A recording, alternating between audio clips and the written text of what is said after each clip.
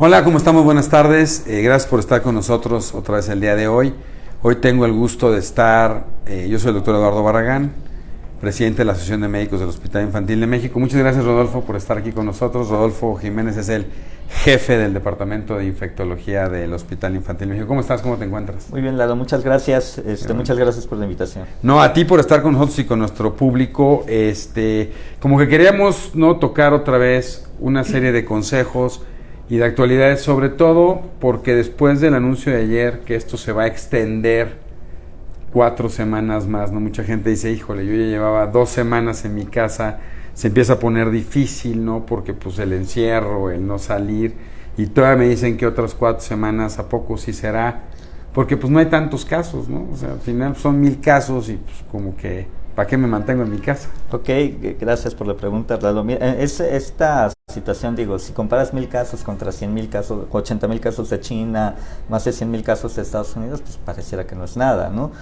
Aquí el detalle es que estamos en una diseminación rápida del virus, porque tardamos mucho tiempo en llegar a los 20 casos, más rápido llegamos a los 50, más rápido llegamos a los 100, y ahora mucho más rápido llegamos a los 1000 casos. Entonces, esto más o menos se está doblando, los números más o menos se están doblando cada 5 o 6 días, que es lo que ya se había reportado en otras epidemias.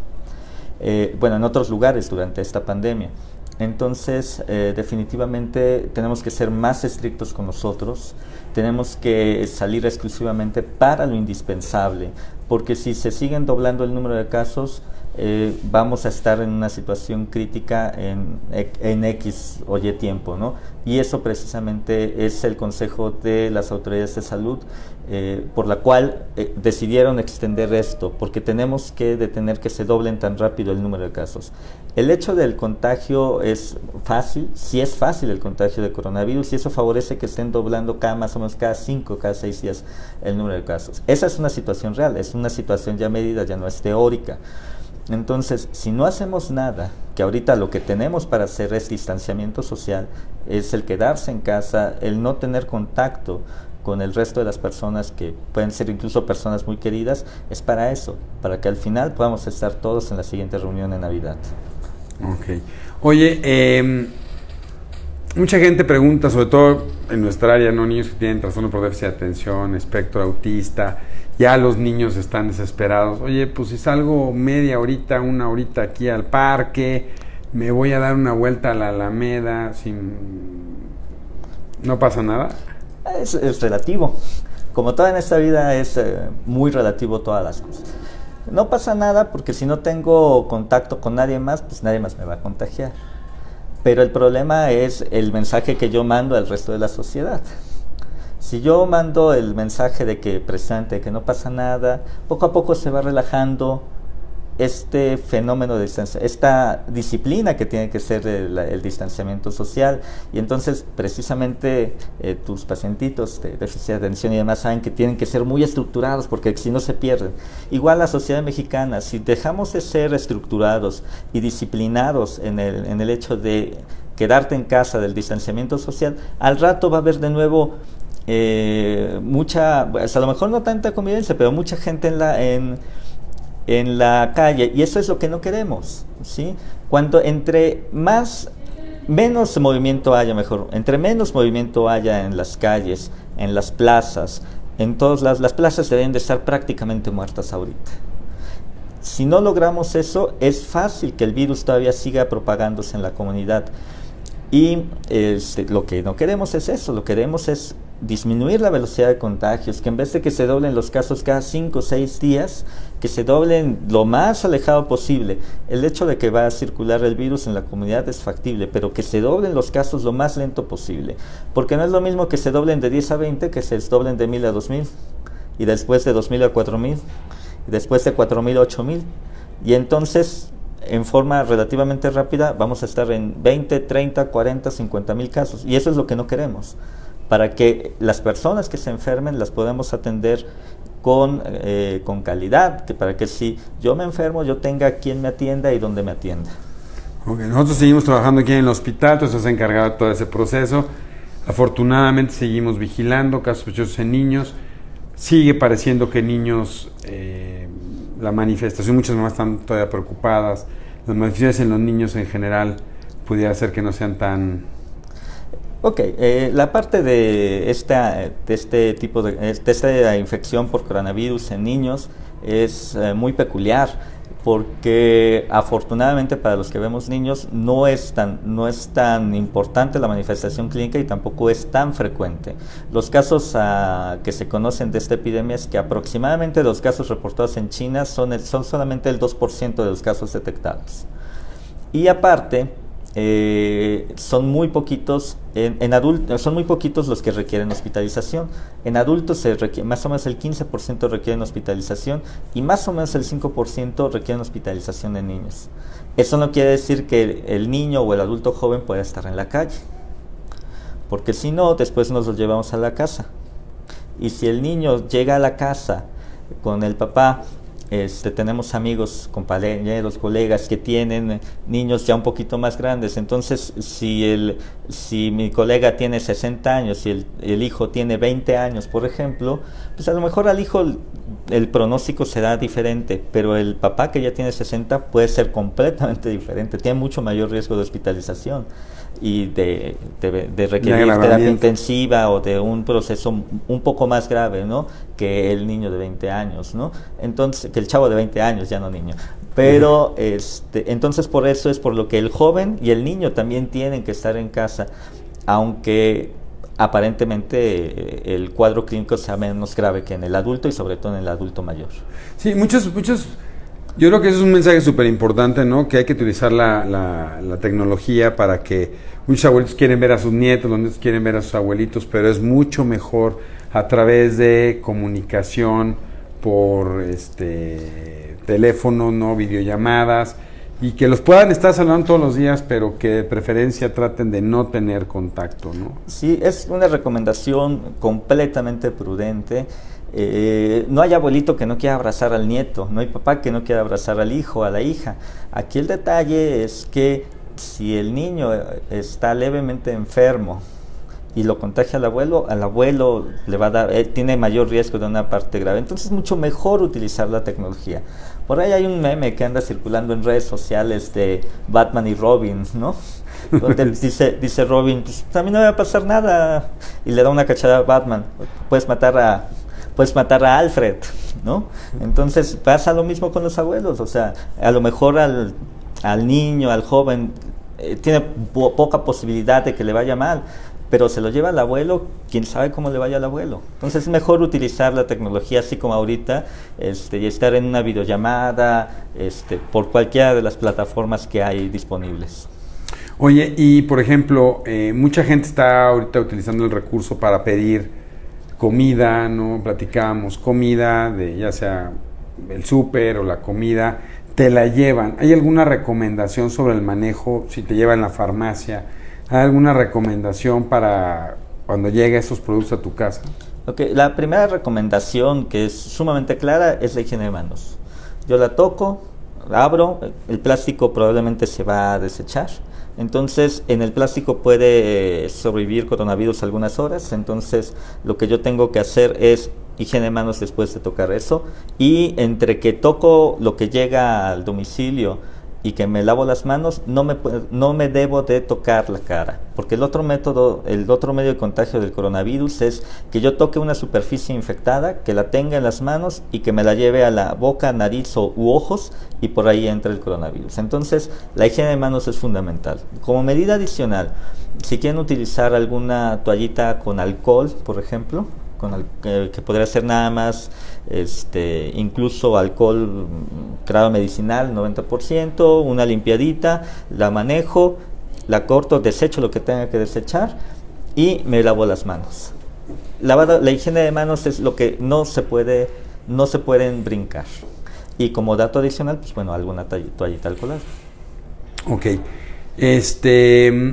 Nosotros lo que estamos viendo también es un fenómeno de los papás. De repente a través de los medios pues, están todo el tiempo en casa y se la pasan viendo noticias, Facebook, y entonces los niños están permeándose ante una situación de estrés de los padres, ¿no? Y entonces están viendo las noticias y esto de repente pues empieza a elevar el nivel de ansiedad. Estamos empezando a ver mucha ansiedad en los niños porque de repente ellos necesitan una gran consistencia y vivir el día a día, ¿no? ¿Tú qué recomiendas cómo decirles a los niños sobre esto? Bueno, o sea, nosotros estamos recomendando que si van a ver noticias o van a ver esto, lo vean exclusivamente los padres, que traten de que no lo vean los niños, que traten de que no permitan tanto, pero el niño también está empezando a preguntar, ¿no? Entonces, ¿tú cuál consideras que puede ser la mejor manera de transmitirles a los niños qué está pasando sin estar hablando todo el día sobre esto, ¿no? Ok. La primera, primero coincidimos en que no deben de estar metidos en redes sociales porque está bombardeado del tópico de coronavirus. Y hay algunas noticias que son sumamente impactantes y que al adulto le genera angustia y al chico pues, también le va a generar muchísima angustia. Y en pediatría, como todos los pediatras lo sabemos, el papá muchas veces le va a transmitir la angustia al hijo. Entonces también el papá tiene que limitar un poco el número de la exposición a estas noticias. La otra parte es pues, adecuarse a la edad. No es lo mismo un niño de 5 años a un niño de 10 años. Los niños en general, pues son niños, no son tontos. Entonces se permean mucho de la angustia de los papás. Entonces lo mejor es, por ejemplo, ellos ya vivieron algo que es el impacto de la suspensión de clases. ¿Por qué no puedo ir a ver a mis amigos? ¿Por qué no puedo jugar con ellos y demás? Entonces tampoco se les puede ocultar de la otra forma. Pero hay que platicar desde lo que está pasando, de que es una enfermedad muy contagiosa, de acuerdo a su edad, claro está, cada una de ellas, y de que se tiene que cuidar para que mamá, papá, los hermanitos, pues bueno, todos puedan seguir ahí. Y ahorita es un tiempo para pasar en casa, pues con todos juntos, y nada más se va a salir a lo más indispensable para evitar que uno se enferme o que se vaya al hospital, ¿no? Por ejemplo, hay algunos materiales que hicieron en España y en Reino Unido para hablar precisamente de la epidemia de coronavirus. Y aquí yo creo que algo que sí hay que involucrar mucho a los chicos es la idea de tienes que prevenirlo, así como te llevamos al tu pediatra para que acá ahí con el doctor Barragán para que te pongan vacunas, aunque creo que no pones vacunas. No, yo te las mando a ti, compadre, para que te las pongan. Pues así como las llevas con el doctor Rodolfo para estar vacunando, así también ahorita la vacuna para esta enfermedad es la higiene de manos, la vacuna para esta enfermedad es que te quedes en casa, por eso no podemos salir, porque es muy contagioso y todos queremos estar sanos y seguir y después regresar a nuestras actividades normales. Sí, totalmente. También la Red Latinoamericana de Psicología Pediátrica, que nos apoya mucho a la Asociación de Médicos, ha dado recomendaciones muy interesantes. Una es no vean tanto noticias sobre el coronavirus. Dos es tampoco satures las redes, ¿no? Porque es un fenómeno que está pasando, es que se están saturando las redes, todo el mundo está metido todo el día y esto de repente lentifica, por ejemplo, transmisiones, y esto se puede intensificar, entonces vale la pena también bajarlo. Establecer orden, organización, no son vacaciones, hay que mantener una cierta rutina, siendo flexible, siempre dando un mayor beneficio al estar juntos, a jugar, pero dando tiempo para que los niños lo puedan hacer, ¿no? Oye, otro gran, bueno, porque no solo está el coronavirus, sino está lo del sarampión, que hemos estado platicando contigo. Mucha gente dice, bueno, me sirve la vacuna, no me sirve, me revacuno, no me revacuno. Mucha gente ha preguntado eso, estoy aprovechando ahorita. Salgo y que me vacunen contra el sarampión si no me lo habían puesto. Es una situación muy peculiar en este momento que está generando muchas dudas. Okay. Punto número 1, ¿quién se tiene que revacunar? El que no sabe que tiene al menos 2 dosis de la vacuna colocadas. Eso es el que se le tiene que revacunar. La gente de más de 50 años probablemente haya estado expuesta a sarampión, pero si tiene alguna duda, pues, la vacuna es sumamente segura, probablemente haya más beneficio que riesgo. Con relación a qué hago en este momento, lo que yo considero en este momento es, si vas hay que bajar el tránsito. En este momento yo considero que no es una urgencia salir a vacunarse si estamos cumpliendo con el aislamiento social. Si estamos quedándonos en casa, no nos vamos a contagiar de alguna otra cosa, en este caso de sarampión, que digo, sí han aumentado los casos, pero también si ya los chicos están fuera, si los jóvenes están en casa, mejor dicho, no hay posibilidad de contagio. Entonces, en este momento, para las personas que se vacunan en el centro de salud, mi recomendación es no vayan al centro de salud a vacunarse, en este momento. Okay. Habrá su momento para algo muy importante, que son las vacunas, que son la segunda mejor intervención en salud pública para bajar las enfermedades infantiles, pero en este momento no, bajemos el tránsito por completo. Esa sería mi recomendación en general. Oye, y también en las redes que dices, esto está saturadísimo, ¿cómo sé que si es una noticia buena o una noticia mala? Porque estamos viendo una cantidad de noticias de toma cítricos, toma el té de la abuelita, hierbabuena, ponle esto, ponle el otro. ¿Realmente cuál es la mejor estrategia en este momento? Ok, bueno, los tacos de la esquina no son inmunes al coronavirus. Claro que no son inmunes al coronavirus, aunque hayamos comido ahí en el paseo de la salmonela, ahí cuando íbamos a la universidad, no nos hizo inmunes al coronavirus, evidentemente. Entonces, lo que hay que hacer es nutrirse de canales oficiales. Canales oficiales, yo sé que hay una polarización importante entre la sociedad, pero canales oficiales es Secretaría de Salud. En su momento es Organización Panamericana de la Salud, Organización Mundial de la Salud. Esos son sitios completamente oficiales. De ahí pueden sacar información bastante verídica en un momento determinado. Para que, si quieren buscar algo, siempre se toma como referencia a Estados Unidos. A veces Estados Unidos nos ha copiado algunas cosas como la vacunación en escuelas, pero el sitio del Centro de Control de Enfermedades, o CDC por las siglas en inglés de Estados Unidos, es un dato confiable, y hay algunas páginas que vienen tanto en inglés pero también vienen en español. Oye, y otra pregunta que está mucho en el ambiente y hemos estado en todo el tiempo es las neumonías atípicas. ¿Qué me puedes decir sobre eso? ¿No? Si hay neumonías o esas neumonías atípicas. Bueno, lo que pasa es que aquí es mucho cómo se dio la temporalidad en un momento determinado. Las neumonías atípicas están presentes todo el año. La neumonía tiene su definición médica y demás, pero no, ahí no vamos a entrar en detalle. El hecho es que hay neumonías durante todo el año, aumentan más en invierno, disminuyen en época de calor, y entonces se sabe más o menos cómo es una tendencia de las neumonías atípicas. Aquí el hecho es de que una de las manifestaciones del coronavirus es la neumonía. Hasta hace una semana la definición operacional, que es por la que se rige el sistema de salud público, que dicta la Dirección General de Epidemiología, decía solamente muestrea a quienes hayan venido de algún país donde haya transmisión comunitaria, o muestrea si tuviste un contacto con alguien sospechoso o confirmado de coronavirus. Entonces, en este sentido, un chorro de pacientes con neumonías no aplican.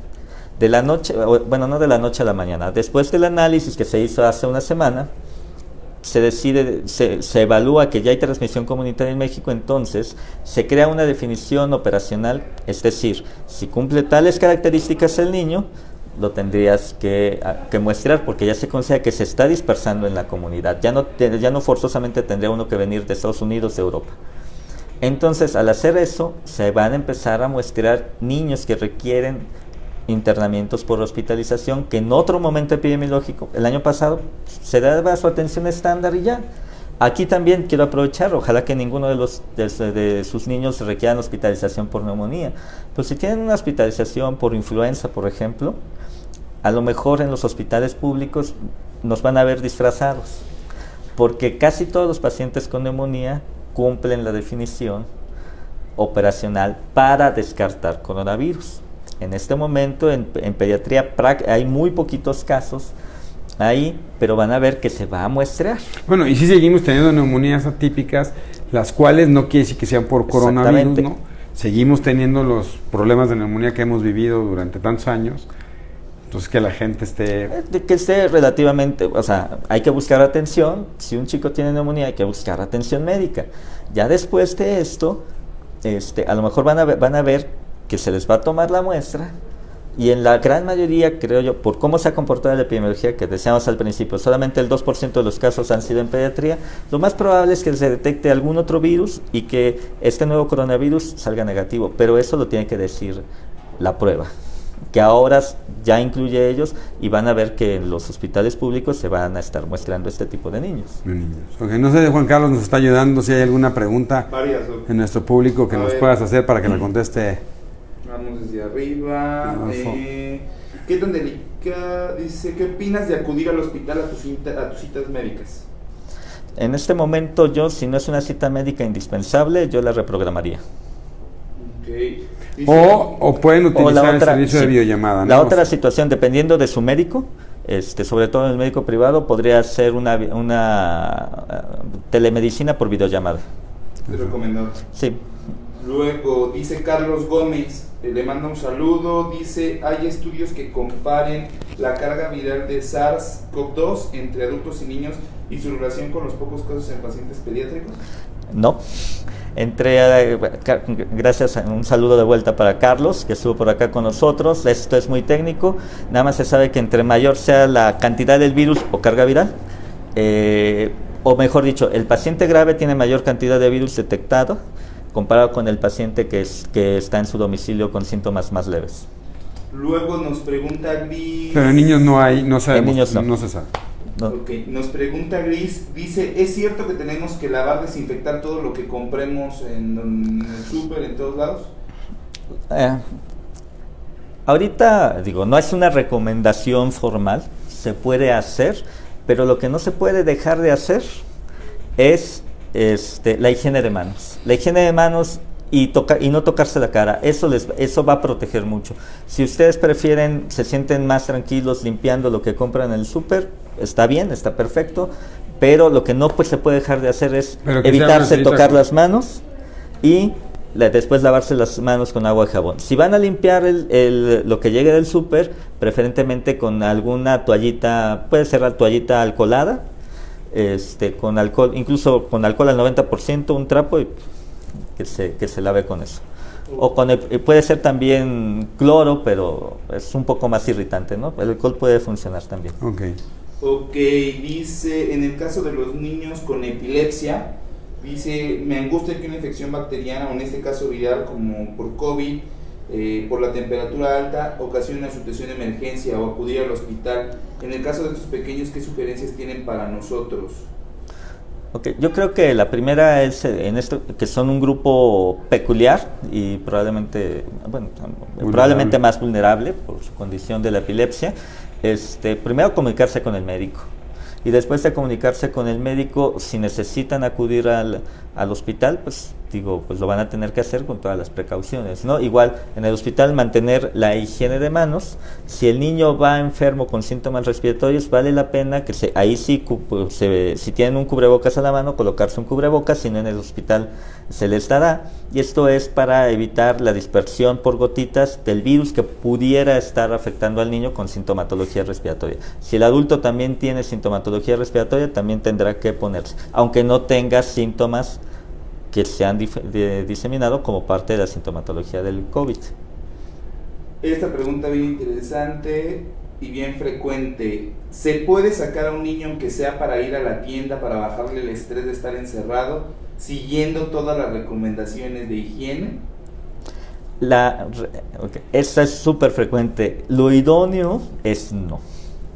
Esto es lo idóneo. Digamos que no. La disciplina es fundamental para intentar controlar en este momento la propagación de los casos. Y yo te diría, si ustedes hacen un ejercicio personal, y eso es súper interesante, tenemos dos sistemas, en este negocio hay dos situaciones, las conscientes y las inconscientes. Hoy que estoy más consciente que no me tengo que tocar la cara, me doy cuenta de todas las veces que me toco la cara. Entonces, el niño lo va a hacer con mayor frecuencia. Si ustedes llevan al niño al súper, va a entrar en contacto con varias superficies, ¿no? Es correcto. Y eso, aunque ustedes sigan la recomendación, él se puede contagiar más fácil. Entonces, yo creo que evidentemente sé la dificultad que empezamos a tener en eso, ¿no? los niños, pero es parte de cerrar un poco este canal y decir, va una sola persona, ¿no? Creemos Así que es es. mejor y regrese. Yo creo que sí se pueden tratar de realizar actividades, ¿no? Con cierta constancia. Al niño le sirve mucho tener un programa en casa. Entonces, teniendo ciertas estructuras que nos ayuden a que el niño sepa lo que va a pasar ese día y que vivamos cada día, ¿no? Y al niño no le digamos, vamos a estar así hasta el 30 de abril. No, hoy estamos así, mañana vamos a ver. Y entonces todos los días voy generando un proceso diferente, dinámico. Pero sí, un poco la idea es de preferencia no. Y mucho menos diríamos no solo a esto, ¿no? Sino a las cenas que toda la gente sigue haciendo, que se sale, pues de todas maneras pues vamos, ¿no? Todos estamos sufriendo una situación difícil, pero entre más tiempo se guarden, Mejor. Dice otra pregunta de Georgina Jiménez, dice, ¿los pacientes con parálisis cerebral pertenecen a algún grupo de riesgo? En el caso de su hijo dice que es la única condición, ¿habrá como una recomendación específica? En el caso de COVID como tal no pertenece a grupo de riesgo, pero en el caso global de infecciones respiratorias, para bajas, bronquitis o neumonías, sí son de mayor riesgo para adquirir ya sea neumonías y para complicarse por neumonías. Entonces, o sea, con ellos pues la misma recomendación de siempre, de cuidado con las secreciones, de cuidado con los contactos enfermos y demás. Luego nos comenta Nadia Morelia, soy maestra y nos han comentado del brote de sarampión. ¿Niños y adultos tenemos que vacunarnos de inmediato? No, en este momento no. En este momento sí es un brote de sarampión, sí hay bastantes casos, pero ahorita es más importante el aislamiento social que ir al centro de salud a vacunarnos o ir a un hospital privado que también están recibiendo casos a vacunarnos. Yo soy de los que más promueve la vacunación, me encanta cómo ha funcionado, pero creo que hay momentos para todo y este momento es para guardarnos en casa. Nos comenta Pablo Morales, ¿alguna recomendación para medidas preventivas que debe de tomar un pediatra al realizar su consulta externa? Donde él comenta que prácticamente la mitad son casos de infección respiratoria aguda, principalmente en esta época. Ok. Número 1, tratar de limitar la consulta externa pediátrica, creo que sí es importante. Pues hay que bajar la circulación de gente lo más que se pueda. Número 2, si ya tiene que ir a ver consulta, tiene que tener cubrebocas, que ahorita están hasta difíciles de conseguir, para sus pacientes con infección respiratoria, para su personal y para él mismo, ¿sí? Después de eso, idóneo entre paciente y paciente, obviamente hay que hacer higiene de manos, hay que recoger los juguetes, que es algo que no nos gusta a los pediatras, pero hay que recoger los juguetes porque van a funcionar como fomites y entre consulta y consulta, si no los recoge, los tendría o los debería de limpiar. La otra también es la sabanita que ponemos en la mesa de exploración, preferentemente desechable. Bueno, no preferentemente, desechable. Y si no hay desechable, cuando menos, o sea, como a veces me acuerdo en el centro de salud tenía papel de estraza, rollos de papel de estraza, para ponerlos se cambia y se van, porque es muy fácil que se contamine. La otra situación como médicos, en esta época yo le recomendaría mucho que se ponga gogles. Aunque posiblemente genere un poquito de estrés, pero es parte de la protección personal. Y un niño con infección respiratoria aguda, pues puede ser influenza, a lo mejor hasta alguna vez en la vida nos han enfermado de influenza, que medio se le ha perdido el riesgo, pero por ejemplo COVID lleva 20 muertes, influenza llevaba como 200 y tantas la última vez que la revisé, creo que ya lleva 300 muertes en la temporada. Pero hay que parar COVID porque si no vamos a tener muchas más muertes que influenza. Entonces,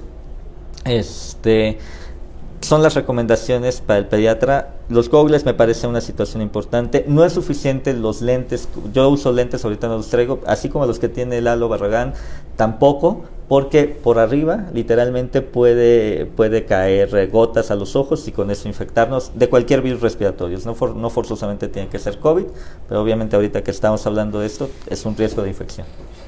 Dice, ¿qué de cierto hay en algunas publicaciones que se están realizando de la relación de la vacuna contra tuberculosis, hablan de BCG, Okay. que se aplica en México con una baja mortalidad por COVID. Es muy interesante y entre médicos ha surgido un poco de controversia incluso. No voy a hablar muy técnico, digamos que es algo que se va a tener que explorar después. Sí es cierto que la BCG tiene algún efecto que modula la respuesta inmunológica, digamos que de primer contacto contra los microorganismos. Hay un estudio de hace algunos años en donde el hecho de estar vacunado con BCG en África bajaba la mortalidad general, pero no se ha ahondado mucho en eso. Entonces ahorita, digamos, no nos sintamos protegidos con la BCG. Si esto es un factor protector, es fabuloso para México porque la mayoría estamos vacunados contra BCG, pero ahorita no echemos campanas a aire, tomémoslos como reserva. No lo sintamos como un factor protector, seguramente ya después veremos cómo se termina de analizar estos datos. Luego comentan si consideran que los niños con implante coclear pueden correr algún riesgo. Okay. No incrementa el riesgo en esta población. Como todas las infecciones respiratorias, hay que tratarlas apropiadamente, pero no tienen un incremento en el riesgo comparado con el que no tiene implante coclear, cuando menos hasta el momento. Asma tampoco está, eso es algo muy peculiar, tampoco está dentro de las comorbilidades, de las enfermedades concomitantes de alto riesgo. Sin embargo, en el general, en el paciente asmático, una infección viral respiratoria lo puede poner mal, ¿no? Entonces, aunque hasta el momento parecía que no es un factor de riesgo para gravedad en COVID, los asmáticos tengan cuidado y se tienen que controlar bien. Ok, luego dice aquí, en un caso, por ejemplo, donde un niño de 8 años no tiene síntomas, pero su mamá sí resultó positiva para COVID con una neumonía grave que está intubada, y sus abuelos que viven con él también dieron positivo, ¿es posible que el niño desarrolle la enfermedad o se vuelva portador? Es factible cualquiera de las dos cosas.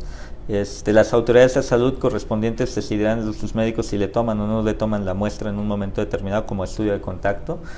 Sin embargo, la prueba nada más es para decir si tiene una infección asintomática o no tiene la infección asintomática, o si desarrolla síntomas, si tiene síntomas, en este caso yo espero que sean leves o no tiene síntomas leves por COVID, pero el manejo es el mismo a final de cuentas y forzosamente tendrá que estar 14 días en casa, pero sí es factible que tenga la infección o que adquiera la infección por el contacto.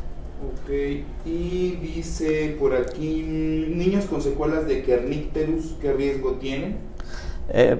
Bueno, depende de la gravedad del kernicterus. Si es una presentación grave, que estaríamos hablando de una parálisis cerebral infantil, que sería el peor de los casos, tendríamos, básicamente para lo que contestamos hace ratito, el riesgo es para una infección respiratoria baja. Siempre van a tener un riesgo mayor de tener neumonías después de una infección respiratoria aguda por el mal manejo de secreciones, si es que lo llegara a tener, o de gravedad, si de plano ya tiene una neumonía, ¿no? Entonces, pero no tiene... Oye, ¿los humidificadores sirven? ¿Poner en casa humidificadores o...?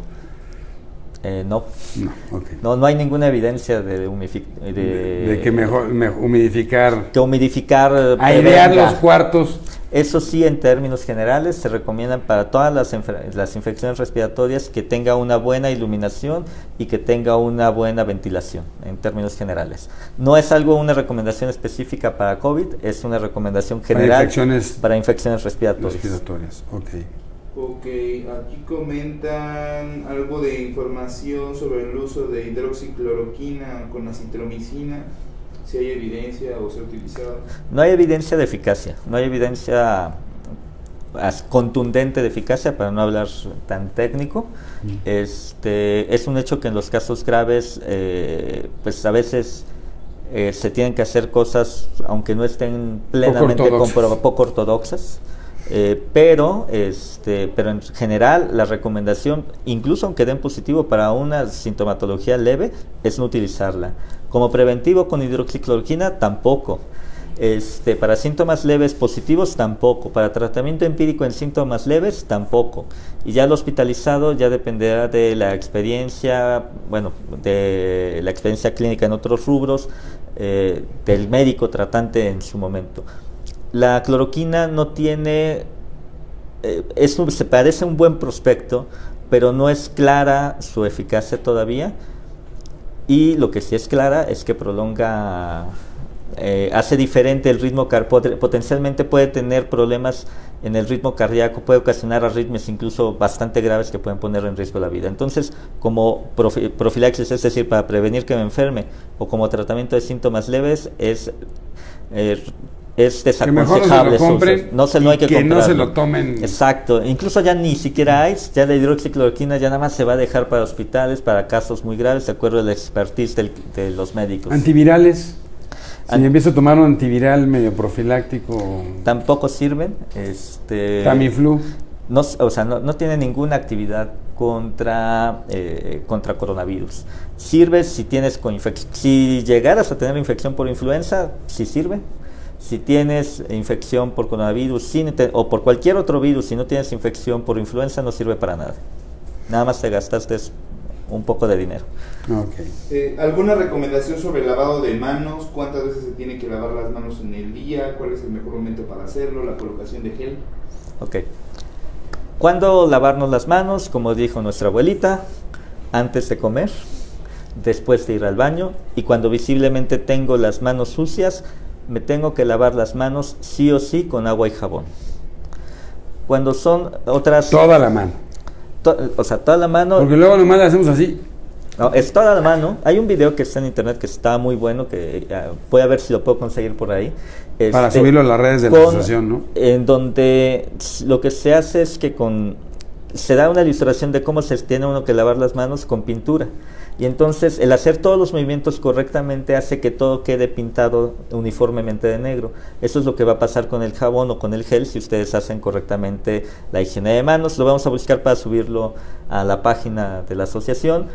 Eso es lo que se tendría que hacer. Ahora, ¿cuándo más? Por ejemplo, si tengo que ir al supermercado, básicamente es después de salir del supermercado, me pongo gel, por ejemplo. Si fui a la tienda, si recibí algo de afuera, ahí me puedo poner gel antibacterial nada más, igual haciendo los movimientos correctos. Okay. O sea, no sirve ponerme cada media hora. No, tampoco. Sí, porque eso también está pasando con la ansiedad. Por ahí alguien me decía que se pusieron, en una consulta se pusieron como 30 veces ahí alcohol gel. Tampoco sirve, nada más se van a irritar las manos. Entonces no por estarte poniendo mucho, o sea, al final te pones solamente si tienes contacto. Exacto. Ahora, hay algo que, me vino a la mente. Por ejemplo, cuando yo estoy enfermo o cuando estoy cuidando a una persona enferma. Si estoy cuidando a alguna persona enferma, vamos a suponer que fue una gripa cualquiera, no es nada de COVID, también el hecho de, si yo ya lo atendí, me tengo que hacer higiene de manos para que después yo no me contagie. Y obviamente no llevarme las manos a la cara. Si yo estoy enfermo y estornudé, y tengo que estornudar, recordemos, en el codo, o por ejemplo en una chamarra, lo que yo traiga, para no expeler el virus hacia afuera. Si no lo hice así por alguna razón, o el niño se tapó la cara, el estornudo con las manos, ahí también vale la pena hacerse un poco de higiene de manos. Puede ser con alcohol gel, no forzosamente con agua y jabón. Ok. Oye, Una última pregunta. Dice, ¿alguna evidencia de pacientes con tratamiento con isotretinoína para acné y esto? ¿Hay algún riesgo? No hemos leído nada respecto a eso. Nada con respecto a eso. Oye, pues muchísimas gracias, Rodolfo. Yo quisiera que pudiéramos estarnos, y dependiendo cómo nos vaya, ¿no?, podernos estar a lo mejor cada 10 días, poder actualizándole a nuestra población. Si tienen preguntas, háganlas a través de las redes sociales, por favor. Yo creo que es muy importante ahorita el mensaje. Yo quisiera que dejas un mensaje así, pero el mensaje, por lo menos desde la Asociación de Médicos, es... Porque hay también... Es bien interesante, ¿no? Por ahí hay un montón de cosas que si esto fue te lo comentaba hace rato, ¿no? Si es un plan y que hace en 2000 no sé qué se juntaron y ya lo estaban viendo y ya sabían que venía el coronavirus. Independientemente de si es de donde venga, es una realidad que la infección existe. También se ha hablado mucho de todas las diferencias que hay entre si es mejor no quedarte en casa, si la vacunación por ordeña, si deja que a todo mundo le dé, whatever. Pero al final del camino nosotros estamos convencidos como asociación de médicos que no buscamos ningún lucro, ninguna situación, que lo mejor es cuidarse. Y la única gente que se puede cuidar es uno. Y que aunque los abuelitos digan, pues es que a mí ya no importa si me da, porque mucha gente grande dice, bueno, pues ya me dio, ¿no? Al final es cómo está educando, ¿no? Y cómo hace que los hijos y los nietos lo vean en ese proceso educativo. Entonces, sí, un poco es, lávate las manos, cuídate. Son medidas tan sencillas, ¿no? Con las cuales podemos ayudar y que a nosotros nos encantaría podernos estarnos quedando en la casa. En la casa, ¿no? Sí, por supuesto. Bueno, yo diría, son medidas muy sencillas y lamentablemente no se han llevado a cabo. Por eso ahora, en vez del 20, vamos al 30 de abril. Entonces, por favor, hay que quedarse en casa. Eso es algo fundamental. Diría, cada quien ha tenido una vida más sencilla, más dura, pero dentro de lo que decían los abuelos antes es, nadie te va a cuidar por ti, mijito. Entonces, uno se tiene que cuidar. Y uno se tiene que disciplinar a quedarse en casa. Uno se tiene que disciplinar a hacer higiene de manos.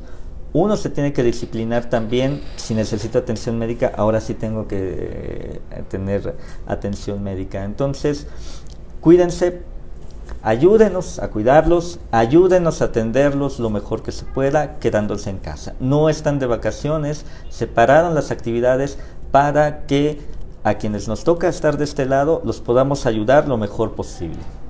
Nosotros también después queremos estar en casa. Exactamente. Y queremos después verlos a lo mejor en algún mensaje navideño.